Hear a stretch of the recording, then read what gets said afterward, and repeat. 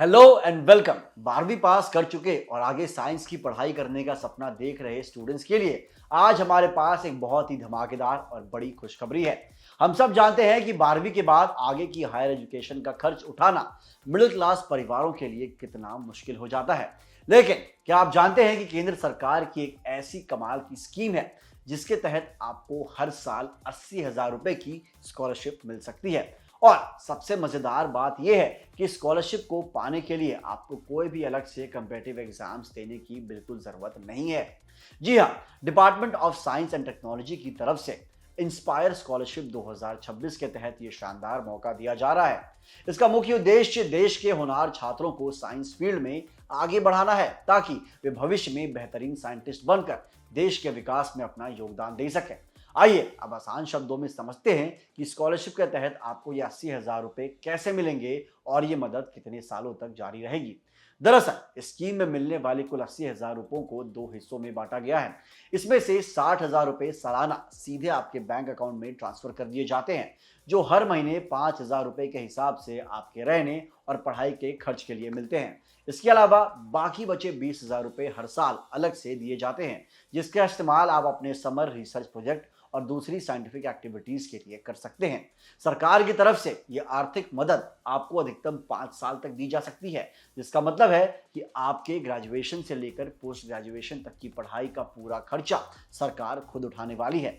अब बात करते हैं सबसे जरूरी बात की कि स्कॉलरशिप के लिए कौन से स्टूडेंट एलिजिबल हैं और कौन अप्लाई कर सकता है।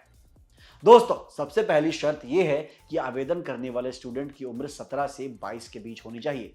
दूसरी और सबसे महत्वपूर्ण शर्त यह है कि आपके 12वीं क्लास के बोर्ड मार्क्स आपके राज्य या केंद्रीय बोर्ड जैसे सीबीएसई या यूपी बोर्ड के टॉप 1% स्टूडेंट की लिस्ट में होने चाहिए। इसके अलावा जिन छात्रों ने जेई मेन, जेई एडवांस या नीट जैसी बड़ी परीक्षाओं में टॉप 10,000 रैंक हासिल की है, वो भी इसके लिए पूरी तरह एलिजिबल माने जाते हैं। यही नहीं, अगर आपने IISER, NISER या DAE-CBS जैसे देश के टॉप साइंटिफिक इंस्टीट्यूट्स में एडमिशन लिया है या फिर KVPY या NTSE या JBNSTS या किसी साइंस ओलंपियाड में कोई बड़ी अचीवमेंट हासिल की है, तो भी आप स्कॉलरशिप के लिए आसानी से अप्लाई कर सकते हैं।